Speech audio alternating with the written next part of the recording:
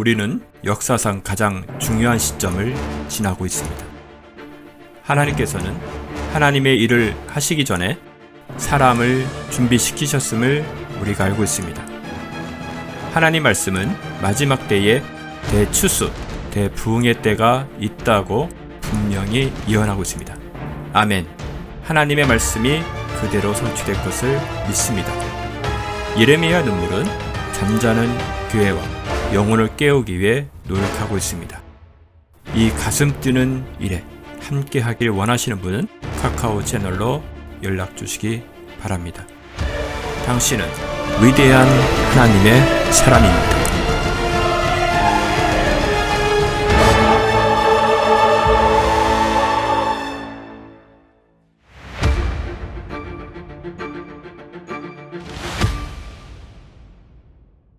자, 요한계시록 17장 8절에서 11절까지 다 같이 시작.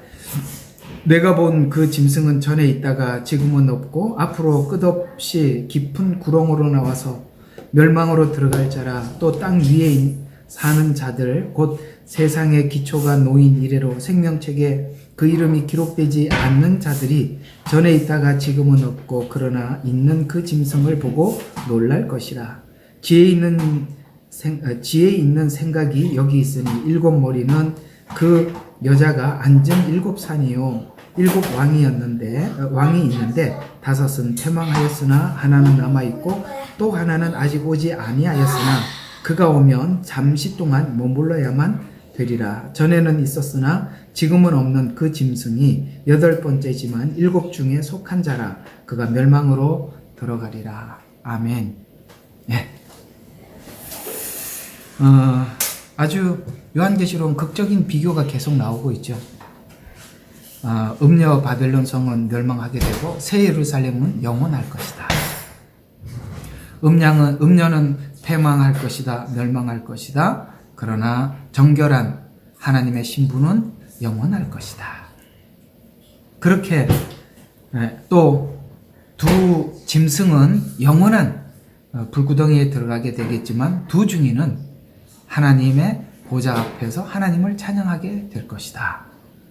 결말을 우리에게 다 말씀해 주시면서 우리에게 이렇게 묻죠. 어떻게 할 거니? 이렇게 묻지 않습니까? 결과가 뻔한데 어쩔 거야? 이렇게 묻는 것 같습니다. 그래도 표 받을 거야? 네가 마지막 때 네가 믿음을 지켜야 된다는 게 선택사항으로 보이니? 그 짧은 시간, 짧은 인내, 우리가 그걸 보내고 나면 네가 사랑하고 네가 그토록 기다리던 신랑인 예수님이 이 땅에 다시 오신단다. 너에게는 그 영원한 삶이 시작될 거야 라고 우리에게 그렇게 다정하게, 요한계시록을 너무 무섭게 듣지 마시고, 어때? 신랑이 오는 소리 오면 갈라내야 하니까, 나누어야 하니까 이 일은 필연적으로 있을 수밖에 없어. 왜? 자, 우리 한번 여기를 한번 보죠. 17절 한번 봐요. 지금 이게 음녀가 혹은 짐승이 그들의 힘이 막강하고 능력이 있어서 이렇게 활동하는 게 아니라 이렇게 이야기합니다. 17절 여기에 이는 하나님께서 자신의 뜻을 이루시려고. 누가 주관하고 있었어요? 여러분, 짐승이 주관하는 게 아니에요. 하나님이 자신의 뜻을 이루시려고 그들의 마음을 일치게. 여기서 말하는 그들은 누굽니까? 음녀요, 적그리스도요, 첫째, 둘째 짐승을 이야기하는 것입니다. 그들의 마음을 탁 하나로 일치시켜서 그의 왕국을 그 짐승에게 주도록 하였습니다. 하나님의 말씀이 이루어질 때까지니라. 이것도 다 말씀이 이루어질 때까지니까 하나님께서 계획한 일이죠. 그러니까 이걸 아셔야 돼요. 여기 보면 이 짐승이 이렇게 활동한데 우리 이 시간이 오면 어쩌지? 이렇게 생각할 거 하나도 없다는 거죠. 이거 모두가 하나님 허락하에 어떤, 이제 나중에 나오겠습니다만 이런 이야기입니다. 그들을 심판하려면 심판의 근거를 마련해야 하는 것입니다. 심판의 근거를 마련해야 하는 거예요. 그러니까 하나님께서 그들에게 일시적으로 허락하셨다. 이렇게 우리에게 권면하고 있지 않습니까? 자, 그러면 오늘 이제 하나하나 보도록 하겠습니다. 우리 저번 주 했던 내용들 또 정리를 하고, 지나가 봅시다. 사단은 거짓 선지자들을 동원해서 땅에 거하는 자들, 그러니까 이 땅에 거한다라는 이 단어를 잘 기억하셔야 돼요. 우리의 신앙이 천국 복음을 들은 사람들, 여러분들은 천국 복음 들으셨죠? 땅의 복음 들은 사람은 아니죠? 성경에 처음부터 그렇게 말씀하셨어요. 천국 복음을 전파했다고 말씀하고 있습니다. 하나님 나라가 가까웠다고 말씀하셨어요. 그것은 땅이 아니었습니다. 그래서 이 복음을 변질시키는 작업 중에 하나가 뭐냐면 하늘의 복음을 땅의 복음으로 전락시키는 것입니다. 예를 들어서 땅의 축복을 구한다던가 아니면 우리의 삶에 어떤 안정과 번영을 구한다던가 아시겠죠? 네. 또 한 가지 더 나간다면 우리의 질병만을 치유를 위해서만 구한다던가 이런 것들도 다 그런 것에 속하는 것입니다.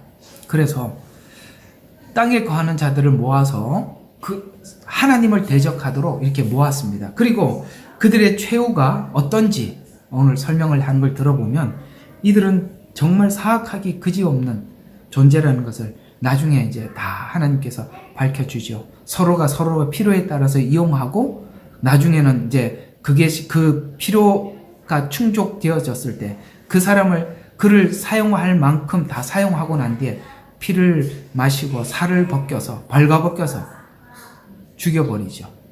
이게 바로 사단이 하는 일이에요. 사단은 죽이러 온 자지 살리러 온 자는 아니거든요.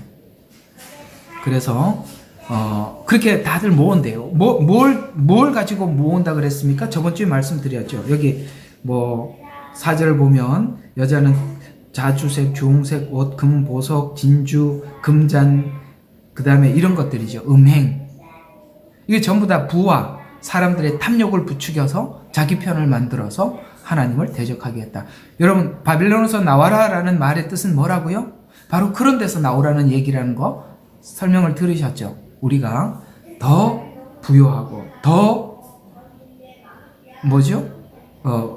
부요와 사치와 명예와 이런 것을 더 이상 구하지 않아야 돼요. 인간의 마음속에는 그게 있어요. 하나님을 믿으면서도 그런 게 있어요. 이게 구약인 내내 하나님과 이스라엘 백성들 사이에 있었던 갈등이었습니다. 그것이 바로 우상숭배라고 성경은 구약 성경 내내 말씀해 왔었죠. 그래서 자극해서 원하는 대로 조정해 왔습니다. 대표적으로 음녀를 내세워서 그렇게 했다라고 17장에서 밝혀주고 있어요. 놀랍게도 이 음녀는 종교 집단 세력이라는 게 우리는 참 놀랍습니다. 종교란 사람들의 선한 탈을 쓰고 와서 선한 것을 전해주는 것 같지만 그 선함이 아니라 악한 것이라는 것을 우리에게 말을 해주고 있는 것입니다. 그래서 어딜 가서도 우리가 좀 사람들에게 논외의 대상이 누구냐면 그래도 종교인이라 그러면 사람들이 일단은 좀 다르게 보잖아요. 그렇죠. 그래서 우리 한국 기독교도 그렇고 모든 교회가 그렇지만은 이 사람들의 그 선한 헌신을 통해서 사기꾼들이 마치 자기가 선한 것 같은 종교인으로 이렇게 탈을 쓰고 사람들을 그렇게 할키워왔고 뺏어왔었어요. 그래서 제가 나중에 안 일이지만 정말 옛날에 교회가 우후죽순처럼 생겨날 때 이런 일들이 참 많았다고 해요. 사기꾼 둘이서 니는 목사해라, 나는 장로할게. 이렇게 해서 사람들을 모아가지고 사기치고 교회 문 닫고 사라지고 또 딴 데 가서 또 그 짓하고 그런 사람들이 그렇게 많았다는 것을 나중에 알았습니다. 정말 하나님을 만나고 하나님 앞에 부르심을 받고 선한 그 사역을 위해서 하나님 앞에 온 게 아니라 그 사람들의 그 선하게 그 사람들의 이미지를 만들어 두었던 우리 선진 목회자들의 그 피땀 어린 수고를 이 사기꾼들이 자기가 그 탈을 쓰고 그렇게 사기를 쳤다는 게 너무 분노가 치밀어 올라요. 여기 딱 보면은 누가 그러냐면 음녀가 그렇다 이 말이에요. 종교 집단. 그래서 부와 명예를 통해서 짐승은 이 음녀를 조종해왔고 우상을 경배하도록 유도해왔습니다. 그래서 오늘 이제 여러분과 함께 읽었던 8절부터는 짐승에게 숨어있는 신비를 우리에게 설명해 주겠다라고 그렇게 말씀이 들어가고 있어요. 우리 한번 8절 한번 다시 한번 보시죠. 자, 이 8절에 이거 한번 굉장히 중요한 부분이에요. 길고 한번 봅시다. 내가 본 그 짐승은 전에 있다가 지금은 없고, 자, 전에 있었어요. 지금은 없습니다. 그러면 요한 때지요? 요한 때는 없다고 했습니다. 그리고 앞으로 끝없이 깊은 구렁, 이거 어디죠? 바다에서 올라온 짐승, 땅에서 올라온 짐승, 어디서 나왔습니까? 13장에 나왔었죠. 자, 좀 이거 다 설명해 드릴게요. 자, 멸망으로 들어갈 자들, 또 땅 위에 사는 자들, 아까 말씀드린 거죠. 땅에 거하는 자라는 말의 뜻을 말씀을 드렸습니다. 탐욕과 욕심에 찌들어져 있는 자들, 곧 세상의 기초에 놓인 이래로 생명책에 그 이름이 기록되지 않는 자들이 전에 있다가 지금은 없고 그러나 지금 있는 그 짐승을 보고 놀랄 것이라. 도대체 이게 무슨 말이냐? 굉장히 중요한 어떤 힌트를 우리에게 주고 있는 것 같은데, 자, 이런 이야기입니다. 자, 이 교재를 보세요. 전에는 있었으나 지금은 없다라고 표현하고 있는 그것은 바로 요한 때 없었다. 그러나 이전에는 있었던 어떤 존재, 이렇게 이야기를 하고 있고요.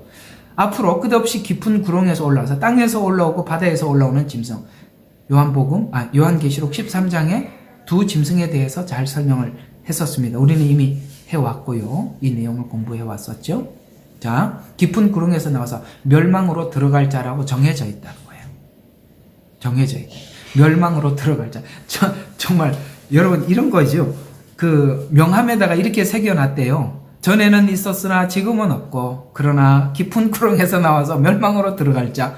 이게 명함이야. 이게 저기 짐승의 명함이에요. 재미있죠? 한눈에 알겠죠? 어떤 존재인지. 자, 그러면 깊은 구렁에 갇혀 있다가 나왔대요. 그리고 멸망해. 자, 그러면 이걸 이해하려면 치명적인 상처를 입었다가 회복된 짐승 이야기를 우리가 이해를 해야 돼요. 치명적인 상처를 입은 적이 있었어요. 이 짐승이. 자, 요한계시록 13장으로 가봅니다.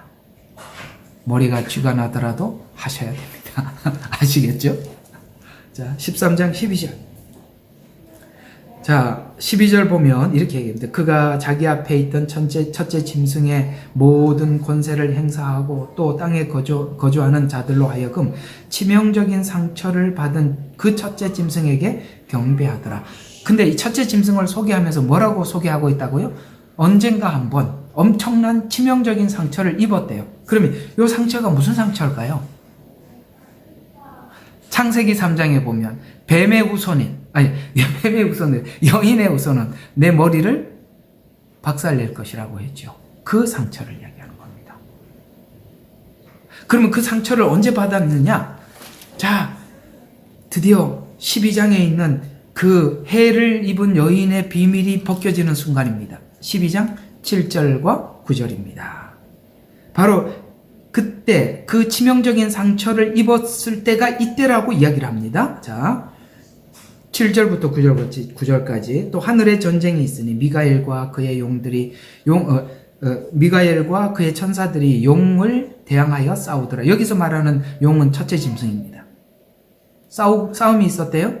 그들이 이기지 못하여 하늘에서 더 이상 있을 곳을 찾지 못하더라.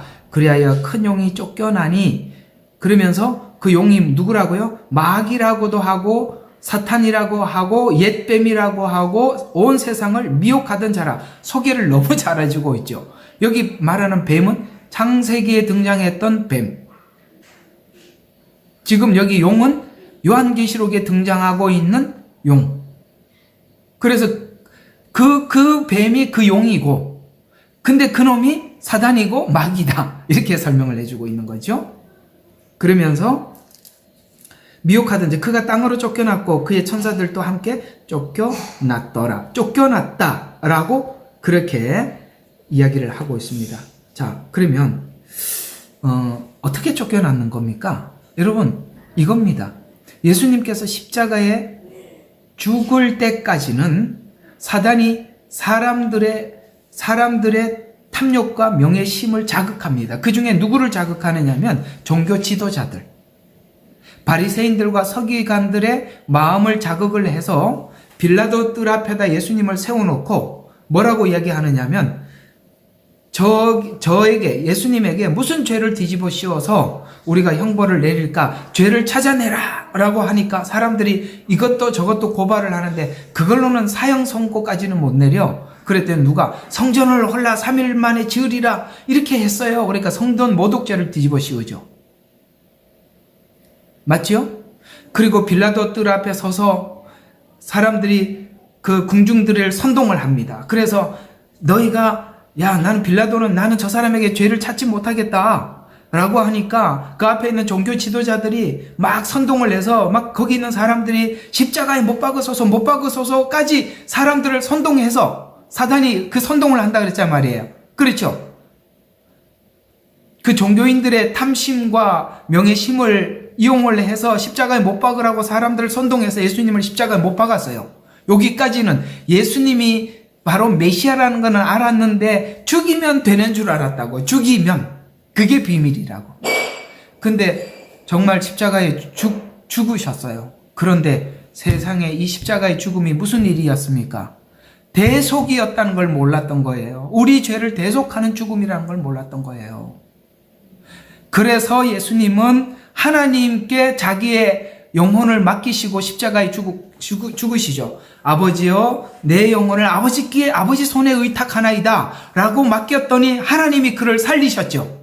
그래서 뭐가 깨졌어요? 사단이 가지고 있는 권리, 사망의 권세가 깨진 겁니다. 그게 바로 부활의 능력이에요. 아멘.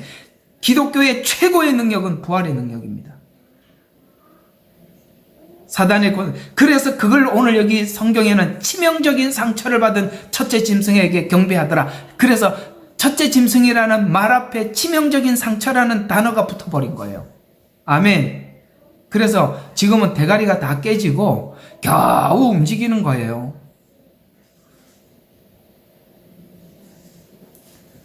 그래서 이제 이 치명적인 상처 이제 알아들으셨죠. 그래서 예수님이 어느 시대에 오셨죠? 로마 시대 때 오셨죠. 로마 시대 때는 어떤 때입니까? 느부갓네살 왕이 본 황금 우상의 비유로 봤을 때 로마 시대는 가장 악한 시대입니다. 왜냐하면 다니엘이 이 로마 시대의 짐승의 환상을 봤는데 한 번도 본 적이 없는 너무 기괴한 짐승인 거예요. 앞에는 표범이고 사자고 그렇죠? 곰이고 다 본 짐승인데 로마 시대 때는 너무나도 기괴한 짐승이 나타나는 거예요. 그만큼 사악한 그런 시대에 예수님이 오셔서 그 모든 모진 형벌을 다 받으시고 우리를 구원하셨다는 거예요. 상처, 치명적인 상처 알아들으셨죠? 예. 그게 바로 12장 이야기예요. 12장. 해를 입은 여자는 이스라엘입니다. 예수님은 이스라엘에 오셨고 아셨죠? 그 다음에 예수님은 거기서 부활하셨는데 부활이 곧 그들에게 치명적인 상처를 준 사건이다 라고 그렇게 우리에게 말씀하시면서 오늘 계속 이 8절을 보면 따라서 치명적인 상처를 입어 죽은 줄 알았는데 아니 여기 요한계시록에 보니까 다시 등장하고 있어요. 다시 등장해서 놀랬다라고 그렇게 말씀하고 있습니다. 자, 그리고 계속 한번 보시면 17장으로 계속 넘어가서 다섯은 망하였고 하나는 남아있고 또 하나는 이르지 아니하였으나 이렇게 표현하고 있습니다. 일곱 머리에 대해서. 머리라는 말은 리더, 모든 것을 리더하는 그 시대의 강대국을 의미하는 건데요. 다섯은 망했대요. 여러분 망한 다섯의 이름들을 한번 쭉 보세요. 우리 다니엘서 하면서 한번 했죠. 자, 애굽, 아수르, 바벨론, 페르시아, 그리스 망했죠. 그리스 다음이 로마 시대. 그래서 지금은 입고가 누구예요? 로마예요. 또 하나는 또 하나는 오지 아니하였으나 라고 표현하고 있어요. 그러면 오지 아니하였으나 라고 표현하고 있는데 자 여러분 이걸 지금 요한이 이건 어떤 것을 딱 염두하고 이 말씀을 하고 있는 거냐면 바로 다니엘서입니다. 우리 다니엘서로 가봐요. 다니엘서 2장입니다. 31절부터 봅시다. 자, 다니엘서 2장 31절에서 35절까지입니다. 오 왕이여, 왕께서 보셨나니 한 큰 형상을 보심이라. 이 큰 형상은 그의 광채가 찬란하며 왕 앞에 섰는데 그 용모가 무서웠나이다. 그 형상의 머리는 정금이요, 바벨론입니다. 그 다음에 그의 가슴과 양팔은 은이요, 그의 배와 넓적다리는 노시요, 그 다리는 철이요, 그 발의 일부는 철이요, 일부는 진흙이라. 요 33절을 유의해서 보시면 이런 이야기가 되는 것이죠. 33절을 보면 그 앞에 시대가 무슨 시대였다고요? 철의 시대라고 하면서, 그런데 이 철의 시대가 지금 발끝까지 내려왔어요. 발끝은 바로 마지막 종말이에요. 그런데 이 로마가 없어진 줄 알았는데 지금 이 종말까지 쭉 내려왔더라 라고 황금 우상의 비유를 통해서 말씀하시면서, 자, 일부는 진흙이나이다. 왕께서 보셨는데 손으로 다듬지 아니한 돌이, 여기 손으로 다듬지 않는 돌은 예수님의 재림을 의미하는 것입니다. 그래서 그 돌이 와서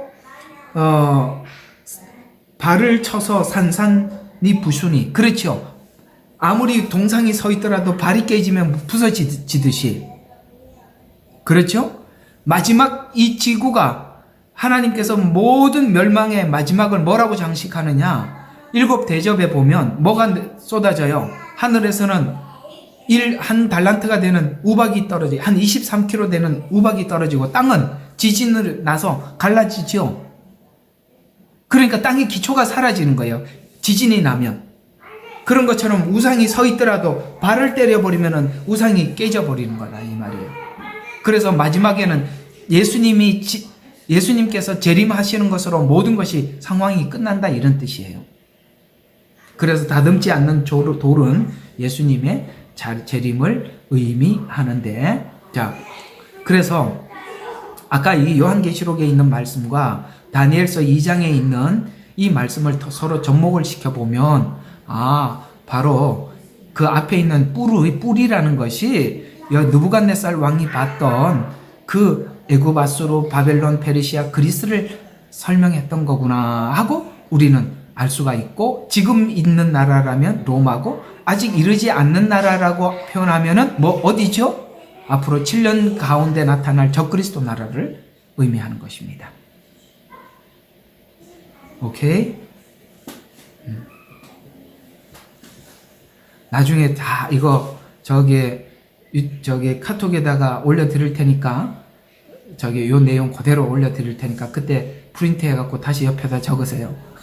자, 근데 이런 말씀이 있잖아요. 철과 진흙이 합하려고 하지만 마지막 때 서로 합하지 아니하더라 라는 이 말씀이, 철과 진흙이라고 표현하고 있는 것이, 제가 옛날에 청년 때 신앙생활할 때 그 목사님은 공산진영과 민주진영이라 이렇게 말씀을 하셨는데, 지금은 보면 그게 아닌 것 같아요. 이 부분은 사실 굳이 우리가 알아내려고 애는 쓸 필요, 제가 말씀을 드리지만 요한계시록은 정확하게 알 수는 없어요. 그 예언은 그 시간이 와봐야 알아요. 그러나 우리가 그 시간이 가까이 오고 더 가까이 오면 우리가 더 선명해지기는 해요. 그러나 이건 이제 공산진영하고 민주진영이라기보다는 요즘 제가 봤을 때는 트랜스 휴먼, 인간과 칩의 연결이 아닌가. 그때는 공산진영과 민주진영이라고 말할 수밖에 없어요. 이런 것은 상상도 할 수 없었거든요. 그래서 그분들은 나름 그렇게 이해했던 것 같아요. 그러나 지금 우리가 봤을 때 하나는 이쪽은 철이잖아요. 진흙은 인간의 하나님이 흙으로 만드셨잖아요. 그 둘의 연합이 아닌가라고 일단은 그렇게 이해하고 이렇게 선반에 올려놔 보고 있는 거예요. 그거라고 막 이렇게 길을 쓰고 주장할 필요는 없어요. 우리는 이 재림복음은 한 번만 이해하면 되고, 십자가 복음을 분명히 해야 돼요. 이건 우리 후에 있을 일들입니다. 자, 그래서 17장 8절에 보면 그 짐승을 보고 놀랄 것이라 라는 말은 사라진 줄 알았는데 다시 나타난 로마, 그 폭정, 그 다음에 사라진 왕국의 폭정이 모두 합해진, 이게 무슨 말이냐, 이런 얘기예요. 자, 앞에 있던 나라가 애굽, 아수르, 바벨론, 페르시아, 그리스가 전부 다 정말 이스라엘에게 폭정을 했던 나라들이거든요. 정복한 나라, 폭정을 가했던 나라. 로마도 그랬습니다. 그런데 이 마지막 때 나타날 이 나라는 이 나라가 모두가 합하여서 폭정을 가하는 것 같은 이 7년이라는 시간은 그런 시간이라 이 말이에요. 적그리스도 체제 아시겠어요? 왜 그것이 전 세계적이냐? 이스라엘을 넘어서서. 왜요? 이방인들이 하나님 앞에 돌아와 있거든요. 그래서 전 세계적으로 그 폭정이 이어지는 것입니다. 그런데 이런 말씀이 이어지고 있어요. 계시록 17장. 자, 여기 보면 17장 끝에 보면 이렇게 말씀하고 있습니다. 그러나 세상의 기초가 놓인 이래로 생명책에 그 이름에 기록되지 않는 자들이 전에 있다가 지금은 없고 그러나 있는 그 짐승을 보고 놀랄 것이다 라고 그렇게 말씀하셔서 왜 놀라느냐면 이제 결국에는 다 드러날 거거든요. 속임수는 끝에 가면 다 드러나는 거예요. 아, 속았구나. 그때 이제 아는 거예요. 여러분, 마지막에 속았구나 하면 무슨 소용이 있겠어요?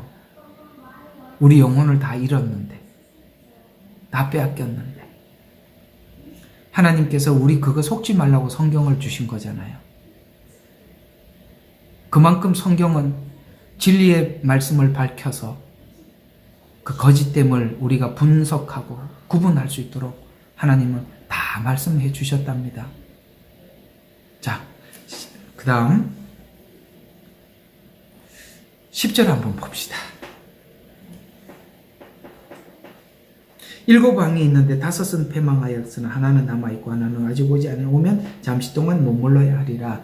라는 이 잠시 동안은 언제? 7년. 아시겠죠? 네, 이 시간이 필연적으로 앞에 그런 거 봤지. 너희들 알고 있지, 역사적으로. 그러나 그 나라가 7년 때 다시 한번 등장한단다. 라고 말씀하고 있습니다. 11절. 7 중에 속한 자로서 그가 멸망으로 들어가리라. 따라서 마지막 때 짐승나라는 멸망과 심판에 대해서 하나님께서 심판을 하려면 뭐예요? 합법적인 근거를 마련해야 될 거 아니에요. 하나님은 공의로운 하나님이에요. 나는 원래 내가 네가 싫었어. 이렇게 심판하지는 않는다 이 말이에요.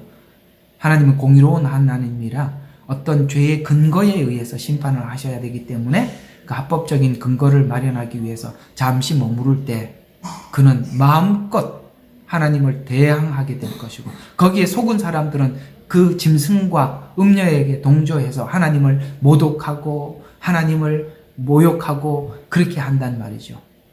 여러분, 성경에 보면 예수님께서 심판하시는 심판을 백보자 심판이라고 하는 거 아시죠? 백보자라는 말의 뜻은 무엇이냐면 하얀 보자라는 뜻인데요. 이런 이야기가 담겨 있어요. 여러분, 우리가 하나님 하면 점도 티도 흠도 없어요. 완전 백보자예요. 거기 가면 사람들이 유구무원이래요. 왜냐하면 자기가 자기 죄를 스스로 고백해. 하나님이 뭐다 재판하는 게 아니에요. 자기가 자기 스스로 자기 죄를 고백하고 자기가 가야 할 곳을 자기가 알아서 가는 거예요. 그게 백보자 심판이에요. 그 보자의 위험이 너무나도 크고 자기 죄가 적나라하게 드러나서 에이, 하나님 있으면 이게 무슨 죄라고 나보다 더한 놈들이 많은데 나 따질 거야. 뭘 따져? 욥도 못 따졌는데. 누가 따져? 욥이 하나님 앞에 가서 말한 적 있나요? 대답 좀 해봐라 하고 네가 남자처럼 허리를 묶고 한번 나한테 묻는 말에 대답해라. 말 한마디도 못하고 나중에 뭐라고 고백합니까? 하나님이 옳습니다. 그리고 무릎 꿇고 끝났어요. 성경은 여기 에스겔서의 욥도 의인이라고 말했어요. 욥, 그 다음에 다니엘, 노아 세 사람을 의인이라고 얘기했어요. 의인이라고 보여지고 있는 욥도 하나님 앞에 유구무원이었습니다. 그러면 죄인들이 무슨 말을 하겠습니까? 그러나 우리는 죄 가지고 하나님 앞에 서는 게 아니라 죄 용서함을 받은 자로서 하나님 앞에 서는 겁니다. 항상 말씀을 드리지만 죄를 안 지어 천국 가는 게 아니에요. 죄를 용서받지 못해서 천국 못 가는 거예요. 말 제대로 했는지 다시 한번 말해볼게요. 죄를 안 지어야 천국 가는 게 아니라 죄를 용서받아야 천국 가는 거예요. 율법주의는 죄를 짓지 말고 천국 가자는 거예요. 하나님이 그게 사악하다는 거예요. 왜? 죄를 지으면서도 죄를 안 지은 척하니까 그건 거짓이라 이 말이에요. 이게 바로 복음에서 특히 이 초신자들이 이 교회 안에 처음 들어와서 오해하는 부분들이에요. 그리고 이 마지막 때를 전하시는 분들 중에서도 너무나도 이제 주님 오실 날이 가까이 왔습니다. 똑바로 사세요. 그런데 뭘 똑바로 살아요? 우리가 똑바로 살 수 있습니까? 우리 똑바로 살 수 없어요. 우리 하나님 앞에 늘 죄를 짓고 하나님 앞에 용서를 구하고 용서를 받고 그게 전부예요. 그래서 그 용서받은 죄인으로서 하나님 앞에 용서받은 죄인으로서 감사하고 너무나도 감격해서 그게 감사해서 하나님 앞에 살아갈 뿐이에요. 그래서 여러분과 저의 삶의 열매는 용서받은 죄인이 드리는 열매인 거예요. 그래서 똑바로 사세요. 그러므로 이렇게 사세요라는 이런 이야기에 속아 넘어가면 안 됩니다. 이 방에도 누가 신부가 되는 조건 이걸 지키면 안 돼. 누가 어디서 그런 걸 가지고 와서 올리고 날리고 그래. 무슨 신부가 되는 조건이 어디 있어요? 주님이 의의 옷을 입혀줘야 되는 거지. 자기가 무슨 옷을 빨아요? 우리가 우리의 죄의 옷을 빠는 것은 예수님의 보혈 이외에는 아무것도 없어요.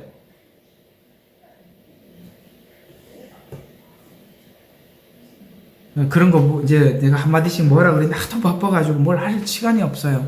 자, 12절 한번 봅시다.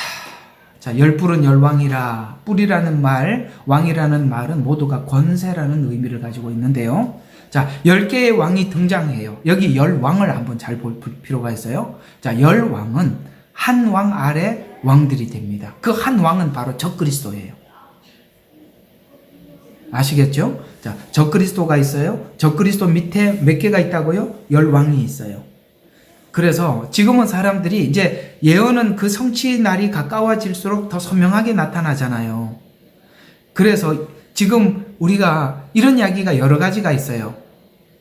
이 지구촌을 10개 구역으로 나누는 그런 거가 아닌가. 왜냐면 그 구역을 나눈 리더가 있을 거 아니에요. 그 리더들은 전부 다 누구 아래에 있어요? 적그리스도 아래에 있어요.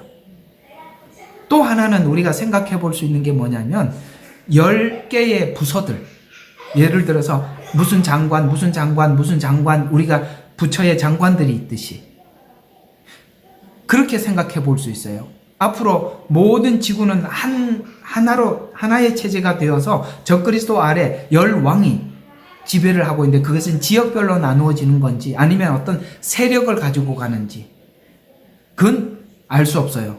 그러나 지금 되어가는 상황으로 봐서 이게 10개 구역으로 나누는다는 이야기가 바로 이런 게 아닌가. 전에는 그러면 한 20-30년 전에는 어떻게 생각했냐. 유럽 10개 국가 이렇게 생각했단 말이에요.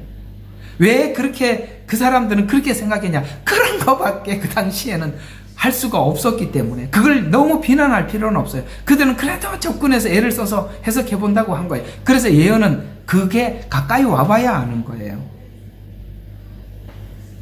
13절. 자, 그래서 이 적그리스도 체제가 한 생각, 적그리스도 목적에 맞는. 그러면 적그리스도의 목적은 뭡니까? 하나님을 대항하는 거지요. 그러니까 이 체제가 왜 만들어졌냐면 하나님을 대항하기 위해서 만들어졌는데 이 대항한 것이 나중에 그들에게는 심판의 근거가 된다 이 말이에요. 그래서 한 생각을 가지고 자기들의 권세와 능력을 짐승에게 줍니다. 그리고 그들은 자발적으로 충성하고 어린 양을 대적하는 체제가 될 것입니다. 이 마지막 때는 그렇게 됩니다. 자, 그러면 14절 어린 양은 맞서 싸우겠으며 어린 양은 이긴다. 왜냐? 그분은 만왕의 왕이요 만주의 주객. 그러니까 적그리스도가 세상의 왕 같아 보이지만 그 위에 누가 계셔요? 하나님이 계셔요. 아까 뭐라고 그랬어요? 하나님이 지금 17절에 봤죠? 하나님께서 자신의 뜻을 이루시려고 그들의 마음을 일치시켜. 아시겠죠? 그 위에 바로 만왕의 왕이요 만주에 주신 예수님이 계시고 그것이 하나님 허락가에서 이루어지는데 그 만왕의 왕이신 예수님께서 재림하시면서 이 나라는 완전히 파괴되고 멸망하는 거예요. 근데 이렇게 말씀하고 있습니다. 어린 양을 따르는 자들은 그와 함께하는, 함께, 참 중요합니다. 하나님과 함께하는 자, 또 부르심을 받은 자. 자, 한번 여기서 부르심을 받은 자, 택함을 받은 자, 요 두 가지 한번 봅시다. 여러분들이 한번 지난날 주님 앞에 돌아와서 예수님을 구주로 영접하고 지금 여러분들은 정말 세상에 누구와도 바꿀 수 없는 신앙을 가지게 된 것이,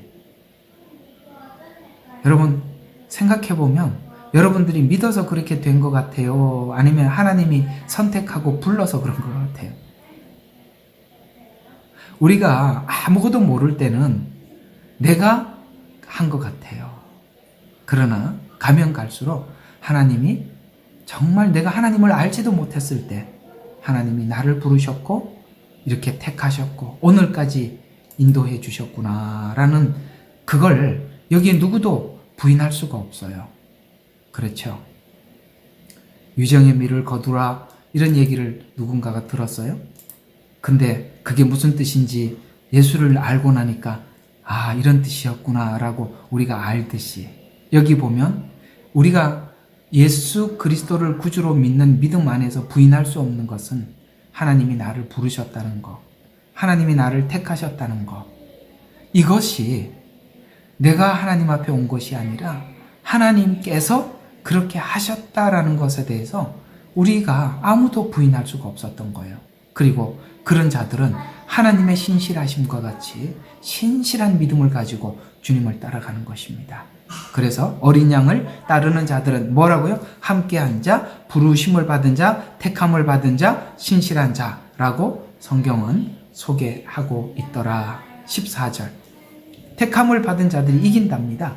자, 13장의 열 왕은 짐승과 함께 연합군을 조직해서 아마겟돈을 준비하고 이스라엘을 공격하지만 이 공격은 예수님을 공격하는 격이 되어서 그때 열 왕은 죽임을 당하시고 연합군도 죽임을 당한다라고 언제 이기느냐? 19장 20절에 이긴다라고 말씀하시는데 두 번 다시 하나님께 대항하지 못하도록 짐승과 거짓 선지자도 붙잡혀 산채로 유황불에 던져진다라는 말로 하나님께서 승리할 것을 우리에게 말씀하고 있어요. 제일 불안한 게 뭘까요? 여러분, 끝을 모르면 불안해요. 맞지요? 끝을 모르면 불안해. 끝을 알면 하나도 두렵질 않아. 우리는 끝을 알고 가는 사람들이에요. 끝을 알고 지금 그 과정 속에 어떤 지점을 지나가고 있다는 것을 우리가 알고 있기 때문에 이 과정이 겁나지 않는 거예요. 앞으로 7년이라는 시간이 여러분과 제게 다가오더라도 두려워하지 마십시오. 왜냐하면 우리는 결말을 알고 가는 것이기 때문에 그렇습니다. 자, 15절과 18절. 음녀는 짐승에게 이용당한 후 짐승에게 어떻게 되느냐라는 이야기들입니다. 자, 15절부터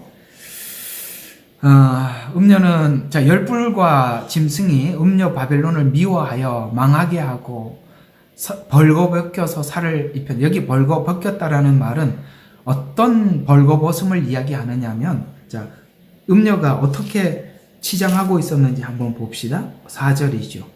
자주색옷, 보석, 진주, 그리고 장식하고 손에는 금잔을 들고 그 다음에 음행의 더러운 것으로 가득 찼다라고 하고 있습니다. 그래, 다 껍데기만 화려하지 속은 뭐예요? 다 벗겨버리는 거예요. 아시겠죠? 잠시 그거 주고 입혀주고 명예를 입혀주고 네가 원하는 것 다 해주고 하나님을 대항하는데 지금까지 써먹다가 다 써먹었으니까 마지막에 어떻게 합니까? 다 벗겨요. 그리고 살까지 먹어. 이렇게 끝난대요.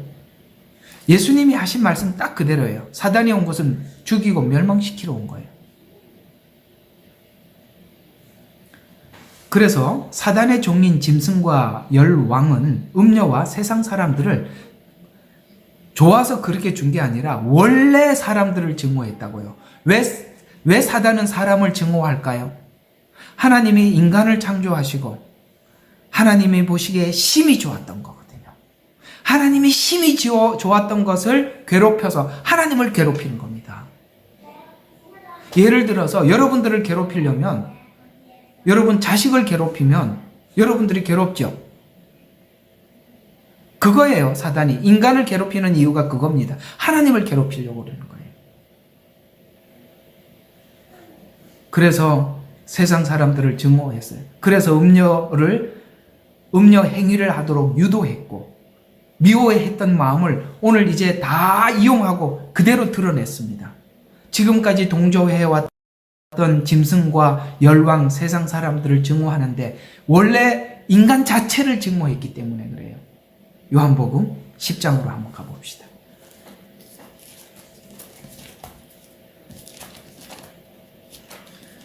요한복음 10장은 우리가 너무 읽으면 읽을수록 하나님의 마음이 막 느껴지는 장이기도 한데요. 여기 11절과 13절은 사단에 대한 내용만 좀 뽑아봤습니다. 자, 11절부터 14절. 나는 선한 목자라. 선한 목자는 양들을 위하여 자기 생명을 내어놓지만 사단은 우리 생명을 빼앗아가는 것입니다. 그게 달라요. 예수님은 우리를 얻기 위해서 자기 생명을 내어놓고 우리를 얻고 사단은 뭐 한다고요? 우리를 죽이기 위해서 온 거예요. 다르다 이 말이에요. 그래서 사꾼은 목자가 아니요. 양들도 자기 양들이 아니므로 이리가 오는 것을 보면 양들을 버려두고 도망치느니라. 그리하여 이리가 양들을 채가고 흩어지게 하느니라. 여러분 진짜 예수님은 참 목자예요. 이리가 찾아오니까 어떻게 했습니까? 그들을 위해서 자기 생명을 내놓고 양들을 살렸어요. 이리들은, 이 사꾼 목자들은 양떼가 자기 양떼가 아니니까 그런 게 오면 도망가더라는 거예요. 이게 참 목양과 거짓 목양의 차이입니다. 자, 계속 봐요. 나는 선한 목자라. 내가 내 양들을 알고 내 양들도 나를 아나니. 이게요, 무슨 말이냐면은, 물론 이 본문 이야기는 예수님이 우리를 안다는 거고, 우리도 이거는 예수님의 목소리구나 하고 아는 거죠. 이해가 가요? 양떼들은 자기 목자의 음성을 정확히 알아차려요. 여러분들이 정말 성경을 통해서 하나님을 알고 예수님을 알려고 마음에 정말 그걸 찾아 간구한다면 어디 가서 하나님의 말씀을 듣더라도 이 말씀이 내 목자 예수님 말씀 맞아 라는 것을 안다 이 말이에요. 아닌 소리를 들으면 아닌 거죠. 여러분들이 진정으로 그 예수님을 믿는다면 그 예수님을 전하는 그 목자의 말을 들을 수 있어야 돼요. 그 교회가 진짜라 이 말이에요. 예수님을 전하는 그 교회. 그래서 이는 아버지께서 나를 아시고 나도 아버지를 아신 것 같으니 나는 양들을 위하여 나의 생명을 내어놓느니라. 자, 그렇게 쭉 그냥 지금 오늘 예수님의 목자에 관한 이야기가 사단의 거짓 목자에 관한 이야기니까 26절로 다시 지나가 봐요. 26절에 보면 너희가 나를 믿지 아니하는도다. 이는 내가 너희에게 말한 바와 같이 너희가 내 양들이 아니기 때문이라. 이상하죠. 예수님의 양들이 아닌 사람들은 예수님을 믿지 않는데요. 그리고 예수님께서 그토록 와서 그 종교 지도자들에게 그렇게 얘기를 해도 그들이 받아들이지를 않아. 근데 예수님이 딱 고백하죠. 너희가 내 양들이 아니기 때문이다. 내 양들은 내 음성을 들으며 나는 그들을 알고 그들은 나를 따르느니라. 아까는 듣는다고 했고 지금은 따른다고 했어요. 아멘. 우리는 예수님의 말씀이 너무 좋아. 그리고 예수님이 하신 말씀을 내가 지금 못 따라도 따라가려고 몸부림치는 거예요. 그게 바로 진짜 양떼들이다 라고 이야기를 하는 겁니다. 내가 그들에게 영생을 주노니 그들은 영원히 멸망하지 않을 것이며 또 나의 손에서 그것을 빼앗지 못하리라. 나는요, 이 말에 너무 놀랐어요. 내 손에서 빼앗을 수 없다. 여러분, 무슨 말이냐면 하나님의 손이 뭘 하셨어요? 하나님의 손이 모든 만물을 창조하시고 우리를 빚은 손이에요. 그래서 주님께서 우리를 꽉 잡고 있는데 사단이 뺏어가려는데 여기서 뺏어가봐라. 내 손에서 뺏어가봐라. 여러분, 우리가 물건을 상대방이 뺏으려고 할 때 최후에 어디서 싸우죠? 손에 쥐고 싸우잖아요. 하나님의 손은 전능을 상징하는 거예요. 전능한 손. 그래서 이 전능한 손으로 하나님께서 우리를 지켜주신다는 거예요. 내 손에서 빼앗을 자가 없느니라 라고 말씀하신 19절, 그들은 나에게 주신 내 아버지의 마녀보다 더 위대하시니 아무도 내 아버지 손에서 그들을 빼앗아갈 수 없느니라. 손에서 빼앗을 수 없다. 아무도 빼앗을 수 없다. 정말 위로가 되지요. 우리 주님께서 저와 여러분의 생애 속에 이렇게 함께 하시고 보호해 주신다는 이 약속, 저희들은 이 약속에 대해서 분명히 믿습니다. 이 마지막 때 하나님의 백성들을 하나님께서 보호해 주신다고 여러 번 약속하셨고, 요한복음 오늘 10장에서도 이토록 우리에게 말씀해 주셨어요. 그래서 이 사단은 양의 탈을 쓰고 와서 사람들을 속임수로 지배해 왔습니다. 에덴에서 그러했듯이 사단은 모두가 속임수일 뿐이죠. 상대를 속이는 이유는 왜 속이죠? 정말 사랑하지 않고 미워하기 때문에 속이는 겁니다. 여러분, 부모 자식 간에 누가 속이겠습니까? 사랑하지 않으니까, 함부로 대해도 되는 상대니까 속이는 거예요. 문제는 땅에 사는 자들은 이 속이는 계략을 알지 못해. 보호해주고 좋은 것을 주며 미래를 약속하지만 그것이 모두 다 속임수라는 것을 언제 알아요? 드디어 요한계시록 이 지점에 와서 그때서야 아는 거예요.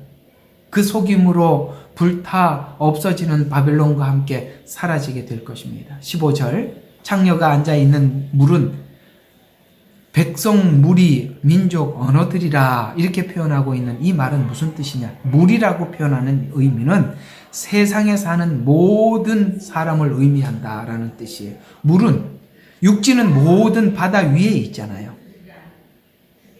예레미야서 47장 2절에 이 물이라는 말의 의미를 여기서 이렇게 잘 설명을 해주고 있어요.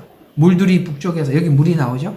물들이 북쪽에서 일어나 넘치는 홍수가 되어 그 땅과 그 땅의 모든 것과, 무슨 말이냐면 그 땅과 그 땅이라는 말이, 이 모든 것은 대륙은 바다와 연결이 되어 있어요. 맞지요? 바다와 연결이 되어 있어서 한쪽에서 홍수가 나면 이 땅과 저 땅이 모든 것이 성읍과 그 안에 있는 것들이 휩쓸리리라. 사람들이 부르짖고 그 땅의 모든 거민이 애곡하리라. 이렇게 말씀하시는 것이, 이 물이라는 의미는 이 땅에 있는 모든 사람들을 의미하고 이 땅에 있는 모든 땅을 의미하는 거예요. 그래서 물 위에 앉아 있는, 이렇게 온 세상이 하나가 되어 있는, 연결되어 있는, 그런데 그 연결점들이 하나님께서 큰 성 바벨론을 하나님께서 심판하심으로 거기에 속한 모든 자들이 함께 함몰된다라는 의미를 가지고 있습니다. 자, 계속 봐요. 오늘은 어쨌든 17장을 다 마쳐야 되겠습니다. 16절 한번 보겠습니다. 17장 16절. 내가 그 짐승에게 본 열불은 그 창녀를 증오하고 그녀를 패망시키고 벌거벗기고 살을 먹고 그녀를 불로 태우리라. 이렇게 말씀하고 있습니다. 자, 에스겔서 23장 29절에 보면 그들이 미워하는 마음으로 내게 행하여 내 모든 수고한 것을 빼앗고 너를 벌거벗겨 적신으로 두어서 내 음행에 벗은 몸 곧 내 음란하던 것을 드러낼 것이라. 그래서 지금은 자기 모든 것을 이렇게 보석이나 옷으로 숨기고 있었지만 벌거벗은 것으로 이 음녀는 마지막을 장식하는 것입니다. 다 드러날 것입니다. 그들의 행위, 그들의 속셈. 자, 17절 이렇게 하는 것도 하나님께서 계획했던 일들이다라고 우리에게 소개해 주고 있어요. 악한 세력들의 연합과 분열도 하나님께서 각자를 심판하기 위해서 그 마음을 주셔서 도구로 사용했다라는 것으로 오늘 이 음녀 이야기를 성경은 마치고 있어요. 마지막 18절을 한번 보겠습니다. 자, 요걸 정리하고 이제 17장 전체를 이 18절로 이렇게 정리를 하면 되겠습니다. 자, 내가 본 그 여자는 땅의 왕들을 다스리는 큰 도성이라 라고 이렇게 끝이 나는데 이게 이렇게 정리가 되는 거예요. 자, 땅의 왕들은 자, 아까 열 뿔이라고 했어요. 열 뿔은 누구에 의해서 다스려졌어요? 음녀에 의해서 다스려졌고, 음녀는 누구의 조종을 받았죠? 짐승의 조종을 받았죠? 이 그림 꼭 그려야 돼. 여러분들 다시 고기 끄덕거려 주셔야 돼. 이 그림 그려드리려고 지금까지 한 거예요. 자, 다시 땅의 왕들은, 열 왕들은 음녀에 의해서 조종되었고, 그렇죠? 피로에 의해서. 그래서 그게 확고하게 딱 세워지고 난 뒤에 음녀는 짐승을 불에 태워 죽였죠. 그 다음에 음녀는 짐승에 의해서 조종을 받았고, 그 다음에 첫째 짐승은 바다에서 올라온 짐승 사단에게 조종을 받았어요. 이것이 바로 악의 세력의 구조다라고 성경은 설명하는 것으로 딱 마치는 것입니다. 그래서 이 짐승에 대한 이야기는 13장에 보면 두 짐승이 나오는데, 그래 둘이다 보니까 첫째 짐승, 둘째 짐승 이렇게 붙여놨어요. 그래서 첫째 짐승은 바다에서 올라왔다라고 표현하고 있는, 성경에는 이 바다라고 하면은 옛부터 어떤 사단이 거하는 음부, 무저갱 이런 의미로 기록되어 있어요. 욥기도 이 바다가 많이 나와요. 그건 하나의 음부를 상징하는 이름으로 나오는 것입니다. 심해, 바다 이렇게 나옵니다. 그걸 이제 둘째 짐승 사단이라고 표현하고, 사단은 단수예요. 하나. 근데 저기 거짓 선지자들 이렇게 복수입니다. 아시겠죠? 귀신들. 그 영적 세력으로서 사단과 함께 쫓김을 받았던 전사들. 이런 게 영계에 대한 이해도 좀 해두면 좋습니다. 자, 그 다음에 13장 11절과 18절 둘째 짐승, 땅에서 올라오는 짐승인데 짐승을 경배하게 만드는 이 짐승이 표를 만들고 육육미우표를 받게 하고 짐승에게 경배하게 하고, 실제 경배는 첫째 짐승이 받고, 이렇게 되는 이 구조를 그림이 그려지시죠? 네. 사람들을 욕구를 충족시켜서 음녀가 조종하고, 음녀는 짐승이 조종을 하고, 둘째 짐승이 조종을 하고, 둘째 짐승 뒤에는 첫째 짐승이 경배를 받고, 요게 바로 사단의 구조다 라고 모방을 했다. 하나님을 모방한 것과 같은 그런 구조로 되어 있다라고 성경은 밝혀주고 있습니다. 자, 오늘은 18장을 이렇게 마치면서 제가 처음에 여러분들에게 이 18장 이 부분에 와서 여러분들에게 말씀을 17장, 18장 여기 와서 말씀을 드리기 전에 이런 말씀을 한 적이 있는데 기억하실지 모르겠습니다. 사단이 얘야, 내가 성경을 강해 설교하려고 그러는데 너 어디 안 했으면 좋겠냐라고 물어보면 사단은 요한계시록은 하지 말아주세요 그럴 거예요. 왜냐면은 거기다가 다 적어놨거든요, 하나님이. 그러면은 그래 요한계시록 중에서 어디 강의하지 말이야 그러면 17장 18장 제발 하지 말아주세요 아마 그럴 거예요. 여기 자기 최후가 나와 있어요. 정체를 딱 그렇게 구조를 해갖고 다 속여놨는데 하나님이 다 열어놔버렸어. 요한계시록을 왜 이단들이 그토록 막았는지 아시겠습니까? 이단을 동원해서. 예, 이걸 알아야 되잖아요. 이게 얼마나 중요한 이야기예요. 이걸 감추려고 이단들을 미리 사용해서 사람들이 요한계시록 하면 경기를 하게 만들어놨어요. 경기를. 그렇다고 우리가 하지 말아야 됩니까? 우리가 거기 또 속겠습니까? 그럴 필요 없어요. 네. 제대로 성경이 말씀하는 그대로 하면 되는 겁니다. 자, 오늘은 여기까지 기도하고 마치겠습니다.